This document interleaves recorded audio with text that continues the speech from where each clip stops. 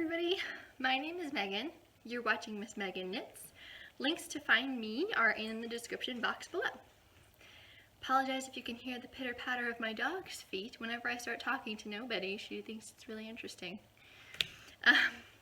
So let's get right into the yarny goodness. We'll start with FOs.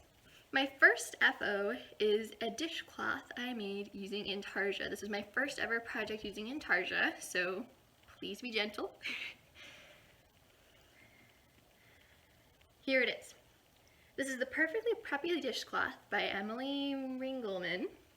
I used size 7 needles for this. It's a little bit loose of a gauge for a dishcloth, but I'm hoping once I put it through the washer and dryer it'll shrink up a little bit. That's usually what happens to me when I do dishcloths.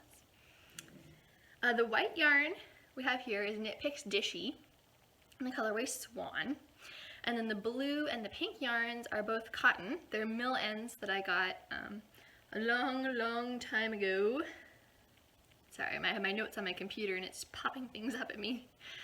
I bought them a long time ago when I was in a shopping spree, bought like 5 pounds of cotton, and now I'm just trying to work through it all. So this was a great project to work through some of that.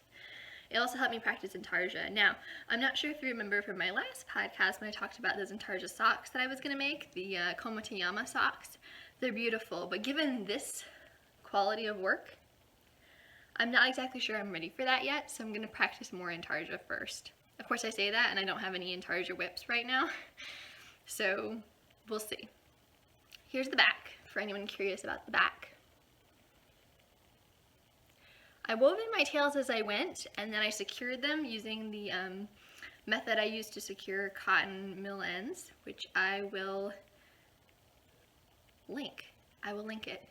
It's a Very Pink Knits video. She talks about weaving in cotton ends. That's what I do for all my cotton ends, so I will link that below. I learned doing this dishcloth is that Intarsia is hard.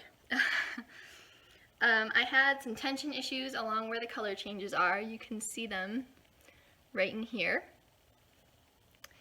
And I had a really hard time managing my yarn because I had some yarn coming from big balls and some yarn coming from little bobbins, and I was trying to juggle everything and untangle everything, and I swear I spent more time untangling than I spent knitting.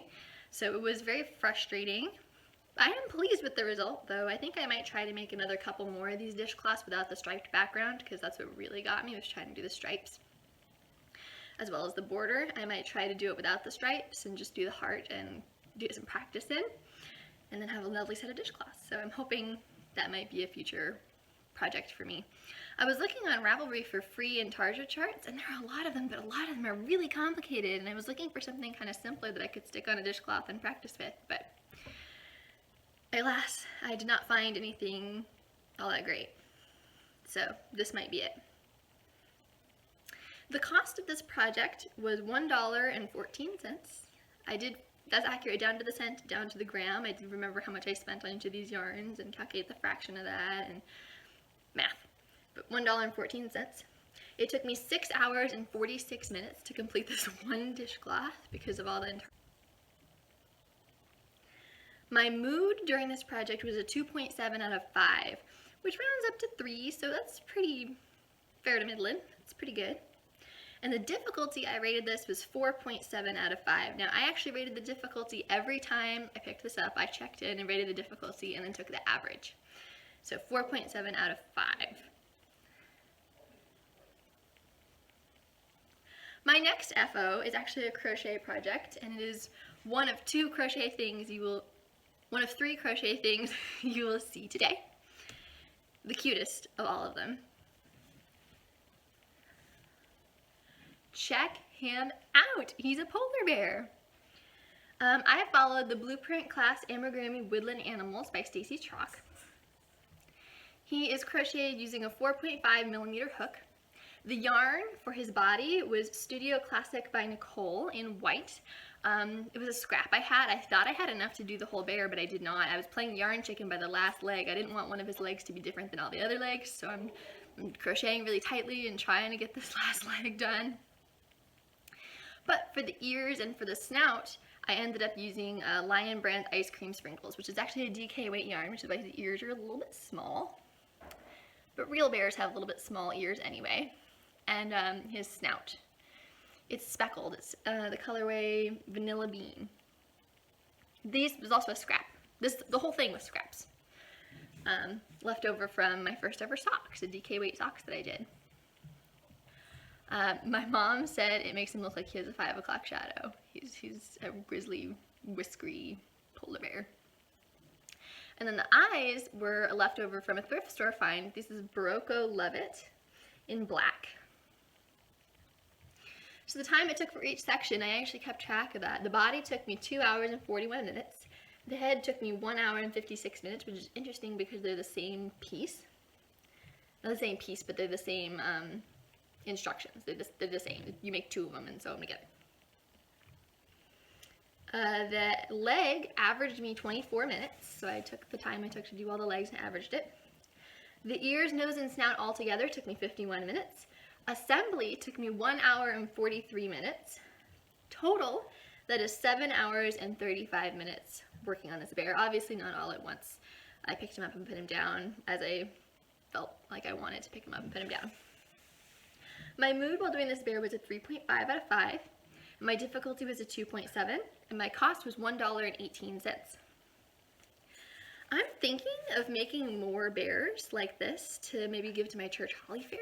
Of course, every time I do a project, I'm like, I want to make more of them, and then I never do. I am not someone who makes the same pattern a bunch of times. But this one might be cool to do in different colors. You could do it in different colors so that it looks like he's wearing clothes. You could do rainbow. You can make really big ones, really small ones, just by changing your hook and yarn size. Sophie, please stop. I love you. Please stop. Just by changing your hook and your yarn size. So I'm really liking this. I'm thinking of venturing out. Sophie. I'm thinking of venturing out into doing more amigurumi because I really liked this one. But I'm not super fond of the other animals in the Woodland Animals class. I think I'm getting kind of bored of those instructions. So I'm hoping to find some Ravelry patterns for some amigurumi and start, especially since I don't have a crochet whip going right now, besides my Plarn, which is always going. I don't have a crochet whip going right now, so I think making some kind of amigurumi out of some stash yarn might be a really great way to stash bust and get out of my comfort zone a little bit. So I'm really looking forward to that. Okay, say bye. So the next thing I did is I was in a knitting rut. I was bored. I was run down. I didn't have any energy for knitting. I didn't have any inspiration, and my number of projects was going down because I was finishing things and then not having inspiration to cast on anything new. So what I did was I pulled out, I went through everything for inspiration. I went through Pinterest, I went through Ravelry, I went through Reddit, I went through Blueprint, I went through my yarn, I went through my needles, I went through everything saying something strike inspiration. Finally what struck inspiration were some of my super bulky yarns. I loved super bulky yarns back in the day. They were the only yarns I ever knit with back when I first started. And I have scraps of some of them and I wanted to kind of use them up. So I started to kind of improvise a hat. I said, you know what, I'm just going to wing it. If it doesn't work, it doesn't work. I found a pattern that had fit previously that said to cast on 48 stitches. So that's what I did. I started with 48 stitches, and then I have a chart from Sheevishly Sharing that has the heights you need for different hats, hat sizes. So if you're making it for, you know, who you're making it for, average head, this is how tall you need to make your hat. So I took those two things together and said I'm just going to make some hats. So this is what I first came up with. Now, forgive me for not remembering exactly all the yarns. I'm going to try my best to tell you which yarns we have here. Oh, I have it written down. Look at that. I was smart. I did this in the beginning.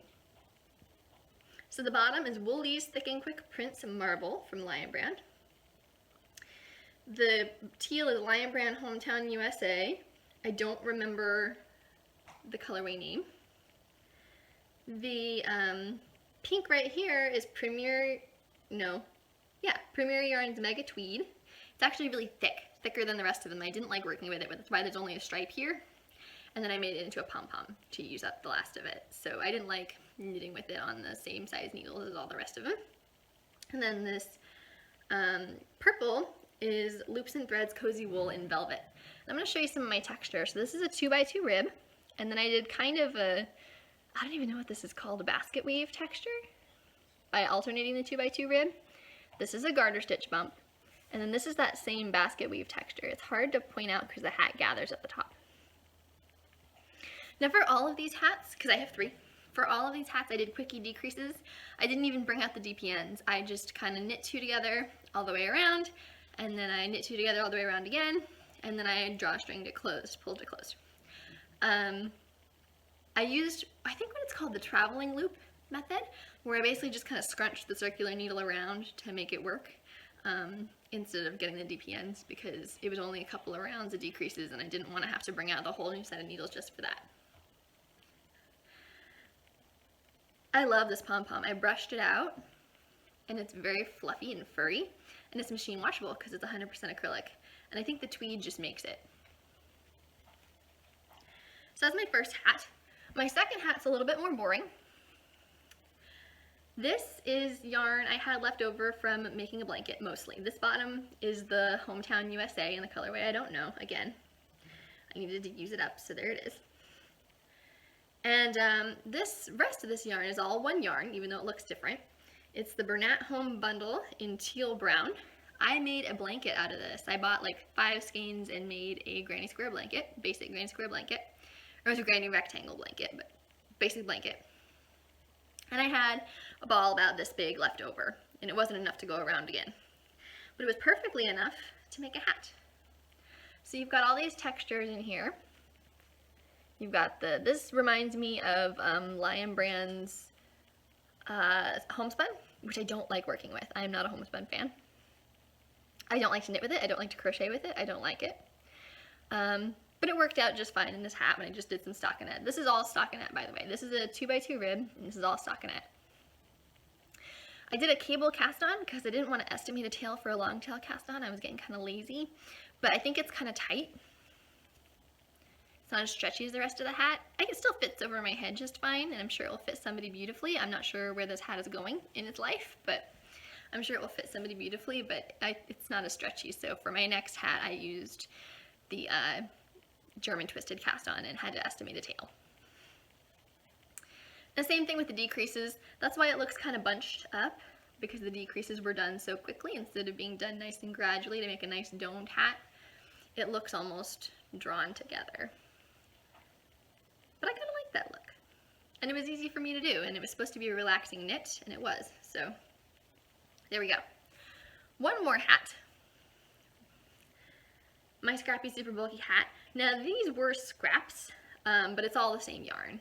So it doesn't look scrappy, but it definitely is yarn I had to use up.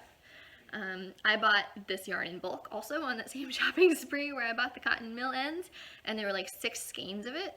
And I used maybe 2.5 on a cowl that I made that I really like. But it was time to use some of the rest. So this is a hat. This is Premier Yarns Isaac Mizrahi Craft Sun. I did the same thing, cast on 48 stitches with a German twisted cast on. This down here is a 1x1 rib that I did for a little bit. And then I played around with some slip stitches. I don't know if you can see. The background is totally blowing out right now, but the hat looks really good. Some of these stitches are longer than the others. And I kind of played around with some slip stitching. 48 is divisible by 3. So I did knit, knit, slip, knit, knit, slip, knit, knit, slip, and I did that, and then I knit around. And then I did that for, 4 repeats or whatever, 3 or 4. I had a hard time counting my repeats actually, and I was just kind of winging it. And then I, knit, slip, knit, knit, slip, knit, knit, slip, knit. So the slip stitches were in a different spot. And that's kind of how I did this. Now my dad saw me working on this, and he claimed this hat. So this will be a dad hat for shoveling. This yarn does have wool in it, so it should be really good, but I have tested a swatch, and it is machine washable and dryable. So it'll be perfect for a snow shoveling hat. Okay, That's all my super bulky hats. My next finished object is one for charity.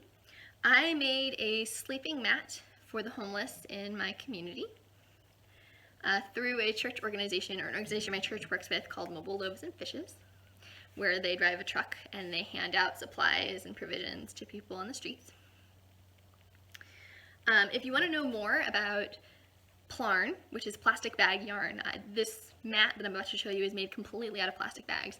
If you want to know more about how to make one of these, how to get involved, if you want to know more about exactly the pattern I use and everything like that, it's all in a video I made called All About Plarn. I will link it below. But I will show you the Plarn mat. Here it is.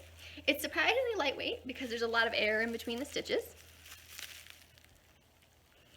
And it's got straps made of caution tape. So it's not entirely 100% plastic bags. These straps are caution tape from the hardware store, which is a little bit more durable than plastic bags, and I think that's better for a strap. But it's got two straps, so you can wear it like a backpack. You can carry it over your shoulder like, you know, let's see if I can do it.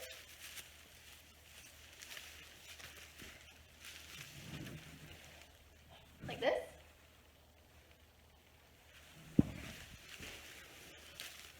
It's perfect. I'm not going to unroll it here because it's not going to fit on camera anyway, but I will tell you it is about, this is half the width. It's folded in half and then rolled like a yoga mat.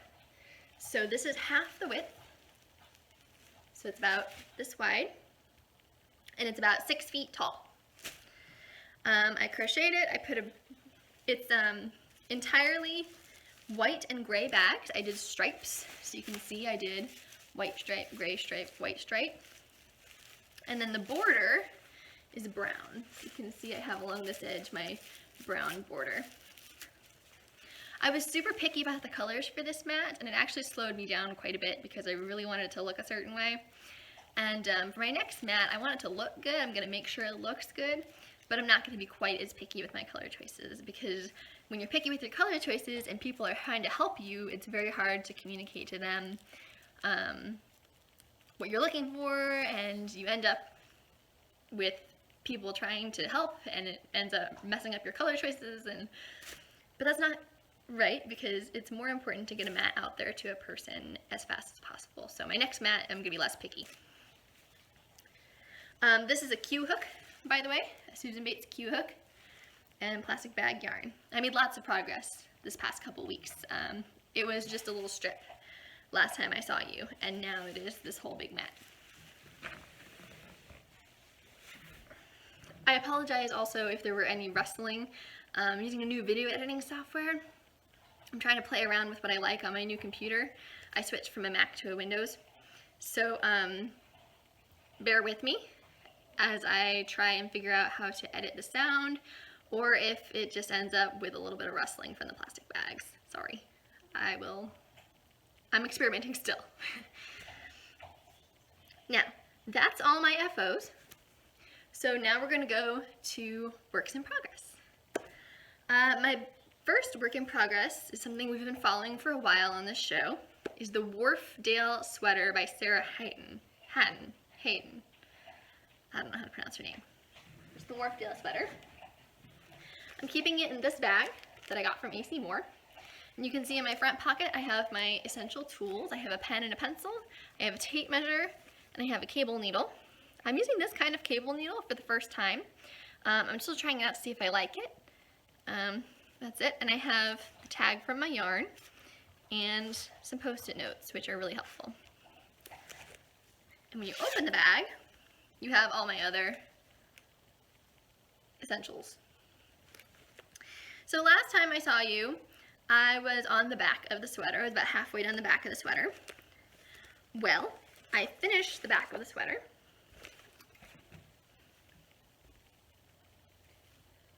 Oops.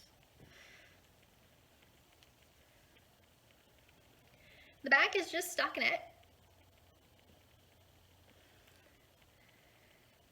It's beautiful. I am in love with it. You can kind of see where I wove in my ends, some of them, but I'm hoping once I'm wearing it, the light won't be shining through and you won't be able to see those. So this is the back. Some of the neck stitches are on hold for the neckline, so I have them on a piece of crochet thread. And I have my markers in here for marking different stuff. I'm not sure what this green marker was marking. Anyway, there it is. I did the ribbing on US size 2s, straight needles, and I did the body on US 4s, circulars, but it is worked flat, knit back and forth, and it will be seamed. The sleeves aren't worked separately. They're actually picked up from the body of the sweater and knit flat, and then seamed one big seam. So it's not completely knit in pieces and seamed. There's some picking up stitches, and then the neckline is done picked up stitches too. Now this, I started tracking my number of hours spent on this partway through. So about halfway through this took me over 6 hours and 23 minutes. Now, I did start the front, which is the next piece. I did the ribbing on US 2s, just like for the back. And then I switched to US 4s. This is the back side. And I had just started the switch to US 4s. So you can see right here is my cable detail. They're just starting to show. I just started the cables. I did like 4 rows of cables, and that's it. So they're kind of hard to see. But the sweater, let me open up this bag. The sweater looks like this, and it has these EXO cables running down it. So you can see that what I've been doing is the beginning of that kind of pattern. Now this pattern is written out and not charted. It's a 24-row repeat for the cables, which is nice because instead of having a crazy complicated chart or something with a crazy complicated number of rows, it's 24-row repeats, and then the wrong side rows are essentially know what to do and then do it. So kind of like a do what you see, but for certain stitches you have to do something different. But once you know, okay, all of these kinds of cross stitches, I need to do this one, the back row. Once you learn that, you can do that without having to read the pattern, which is nice. Put this back.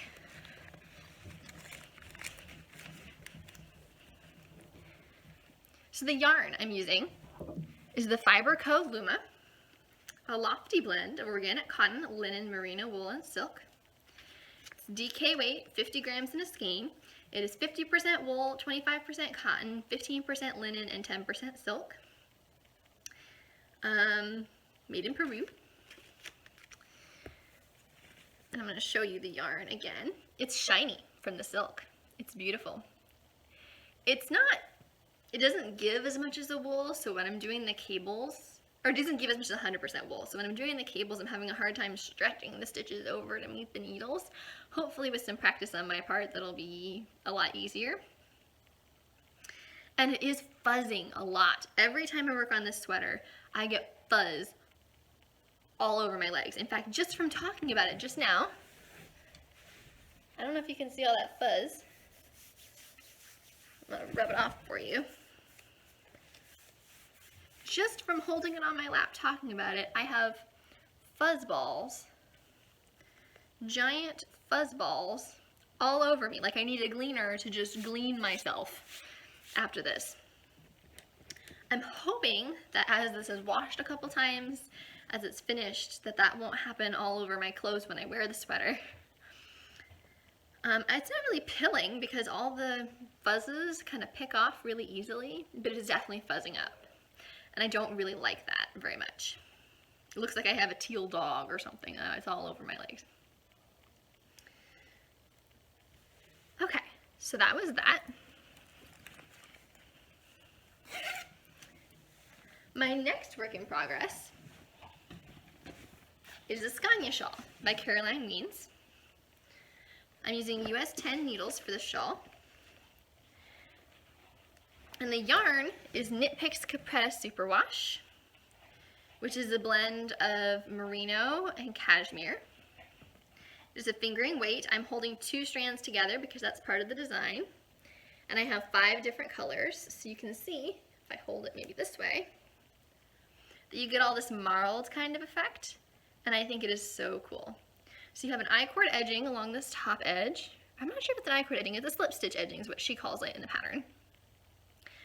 And then down here you have a faux cable, which is done with an increase and a decrease. There's no cabling involved, no cable needle, none of that. And then this garter section is going to be unraveled and it's going to be fringe, which is why none of my ends are woven in, because you can just cut the ends to match the fringe and everything looks right and you don't have to weave in your ends. Which is awesome because there are a lot of ends. But I'm really liking this. It's really soft, it's really squishy, it's fun to wear next to the skin. The yarn doesn't split or tangle. I'm really enjoying it. So the colors I'm using, let me see if I can pull them out.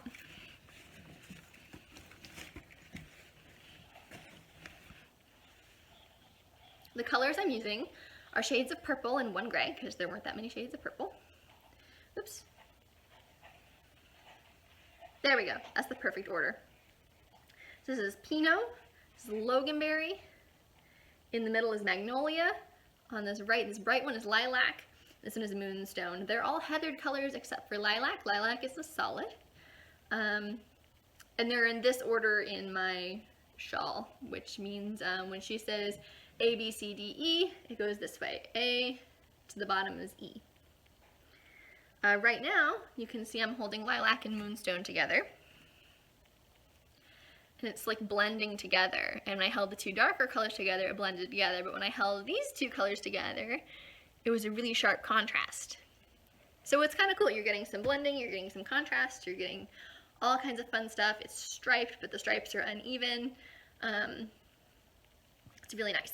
It's really easy to memorize. It looks complicated, but really you think about the sections of the shawl like I showed you, the edge, the body, the cable section, and the garter stitch that will unravel to be fringe.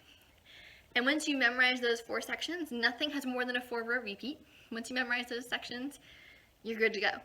You don't need the pattern. Well, you need the pattern to check and see which colors am I using next and how many rows am I using them for, but you don't need the pattern to remember what stitches to put where.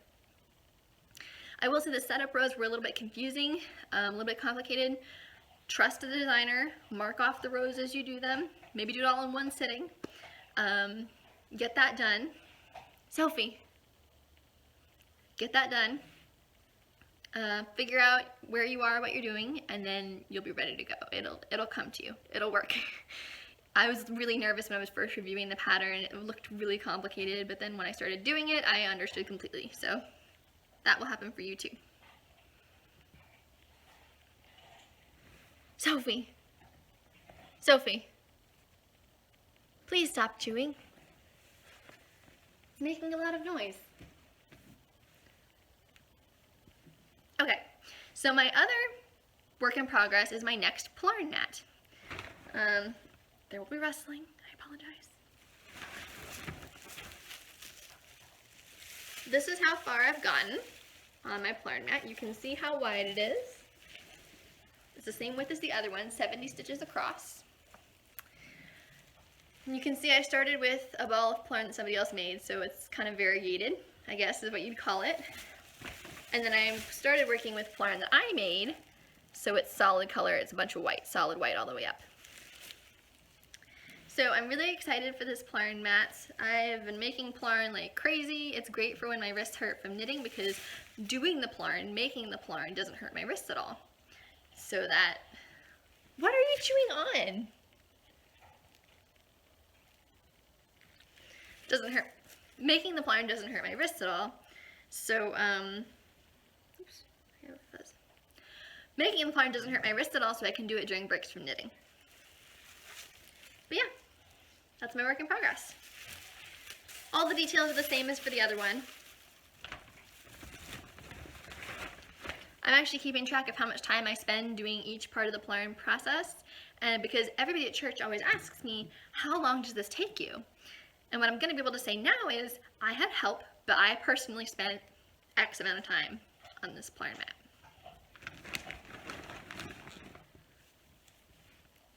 Okay, my last finished object. I apologize for the dog chewing in the background. I don't know if you can hear that. She's being very loud. Sophie, please stop chewing. Okay. My last Plarn mat, not my husband. My last finished object, no. My last work in progress is something I started yesterday, August 1st. I'm filming this on August 2nd. I'm not sure when it'll be up, but I'm filming this August 2nd. And I'm keeping it in this adorable little pouch I got last summer from the Target dollar spot, actually. It's rubber, it's a drawstring, it's the perfect size for a sock or a hat or a small project. It's a backpack with adjustable straps. It's beautiful. I actually have two of these in different colors. I love this bag. Really durable, it's flexible, you can squish it up, you can, hold it straight. I have a book in here now, which is why it's so nice and flat, but you don't have to have a book in there. It has a drawstring that closes securely. Okay, so I am making a lace sock for my mother. She helped me with the design elements. I wanted to make sure I was making something she really liked or would really like and would really wear. This is a toe-up afterthought heel sock construction with lace on the instep and all the way around the leg. So here it is. Here's the lace. This lace is from a book called the Sock Knitter's Handbook. In the Sock Knitter's Handbook, it's a very helpful book if you ever want to knit socks. If you're new to knitting socks, if you're old to knitting socks and want to try new things, it has all different kinds of components of socks in it. I really like this book. But in the back, they have a stitch dictionary, if I can block out the instructions. They have a stitch dictionary with all kinds of stitches that are good for socks. And the beauty of it is the instructions are written in the round because socks are knitted in the round, right? So often when we're trying to find lace patterns for socks or we're trying to find texture patterns for socks, you're looking in regular stitch dictionaries and everything's written flat. But these are written in the round, so that's really helpful. I think it's really helpful. So the lace pattern she picked was called Scrolls.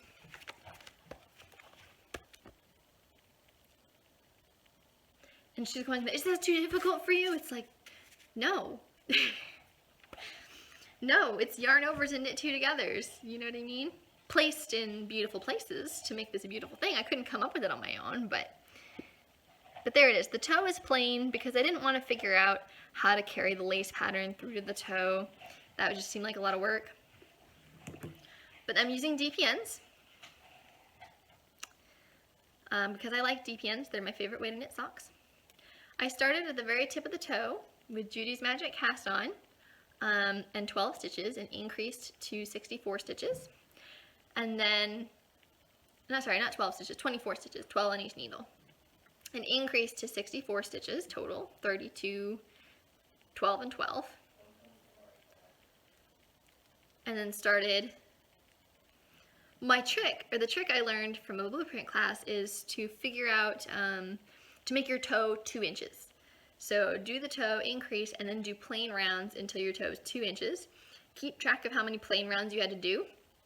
And then when you do your heel, do that many plain rounds before you start decreasing. And what that does is your toe is 2 inches, your heel is 2 inches, so it's really easy to know exactly where to cut in your heel. You cut in your heel 2 inches before the length of the foot. Easy peasy, lemon squeezy, it's genius. The yarn I'm using is Knit Picks Stroll Fingering in the Dove Heather colorway. I bought this 2 years ago, or maybe 3 years ago, a while ago, for Christmas socks for Mom, and they never got knit, but now they're getting knit, and it has a center pull. I've had some yarn barf, but it has a center pull. I can't find the center pull on the other one of these skeins, though, because this is a 50-gram skein, so I have 2. I can't find the center pull on the other one, so I'm going to have to wind it into a ball, but that's okay. It is 75% superwash merino wool, 25% nylons with perfect for socks. It's fingering white, machine wash gentle, tumble dry low. And this is the Dove Heather colorway. It's a gray, but it's got like multiple shades of gray in it. Let's see if I can. It's beautiful. I really like it. I'm aiming to, I started these socks August 1st. I'm aiming to finish them by August 31st so I can enter them in the Grocery Girls Sock Bash, which I've never done a sock bash for the Grocery Girls because I can never seem to start and finish my socks within a month. So I'm hoping I can do that with this sock, or these socks, and enter them in.